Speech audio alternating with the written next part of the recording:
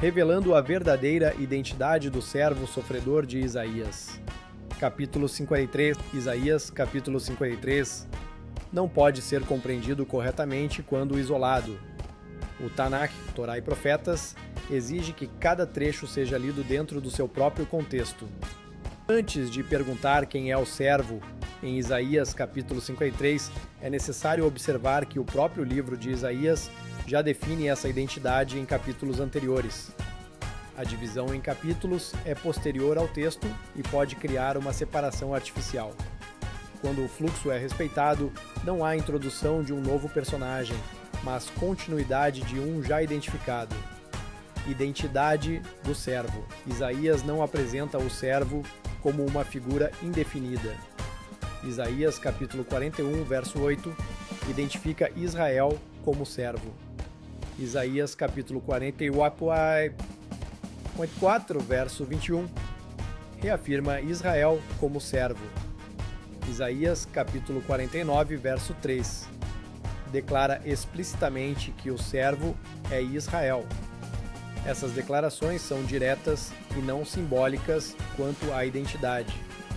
Em nenhum ponto posterior, Isaías indica mudança desse sujeito. Portanto, a leitura deve permanecer consistente. Isaías, capítulo 49, e a função do servo. Isaías, capítulo 49, versos 5 a 6, descreve o servo trazendo Jacó de volta e restaurando Israel. Isso não exige outro personagem. O Tanakh apresenta Israel em dois níveis: a nação como um todo, o servo dentro da missão.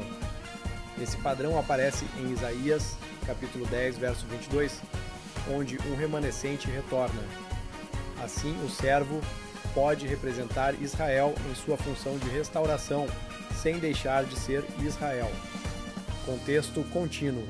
Isaías capítulo 40 a 53 forma um bloco que trata de exílio, disciplina, preservação e restauração. Isaías capítulo 53 está dentro desse fluxo. Separá-lo rompe a lógica do texto. Isaías capítulo 52 e 53 como um bloco. Isaías capítulo 52, verso 13, inicia a descrição do servo. Isaías capítulo 52, verso 15, introduz as nações sendo confrontadas. Isaías capítulo 53 continua a mesma narrativa. Não há troca de personagem. O nós, em Isaías capítulo 53, não é o servo nem Israel falando de si. Isaías capítulo 52, verso 15, mostra que as nações passam a ver o que antes não entendiam. Assim, o nós é a voz das nações reconhecendo que julgaram o servo de forma errada. Carregar, nasa. No Tanakh, nasa significa carregar, suportar ou assumir. Levítico capítulo 10, verso 17, mostra que carregar a iniquidade não é substituição, mas responsabilidade. Isso mantém a coerência com um papel coletivo. O justo, Isaías capítulo 53, verso 11, chama o servo de justo. Isaías capítulo 60, verso 21, afirma que todo Israel será justo. O termo descreve posição dentro da aliança, não ausência total de falhas. Sofrimento sem violência. Isaías capítulo 53, verso 9, descreve ausência de violência. O Tanakh mostra que Israel muitas vezes sofreu injustamente nas mãos das nações. O texto descreve sofrimento imposto, não perfeição absoluta. Cortado da terra dos viventes. Isaías capítulo 53, verso 8, usa a linguagem de corte. Ezequiel capítulo 37 mostra Israel como morto nacionalmente. O Tanakh usa a linguagem de morte para exílio e dispersão. Sepultura, Isaías capítulo 53, verso 9, menciona sepultura.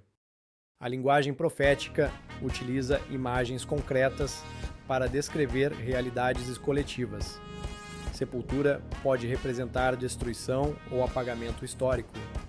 Geração Isaías capítulo 53, verso 8, fala de geração. No Tanakh, geração está ligada à continuidade. Israel permanece ao longo do tempo, mesmo disperso. Singular representando o coletivo. O Tanakh frequentemente usa o singular para representar o coletivo. Israel, Jacó e o servo são tratados assim. Isso elimina a necessidade de interpretar o texto como um indivíduo isolado.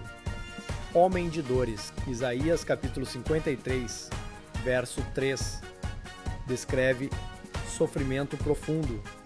A linguagem é compatível com a experiência histórica de Israel. Genealogia. O Tanakh estabelece genealogia como base de identidade. E Israel mantém continuidade histórica como povo. Interpretações posteriores. Textos como Pesikta Rabbati e Zohar apresentam leituras interpretativas.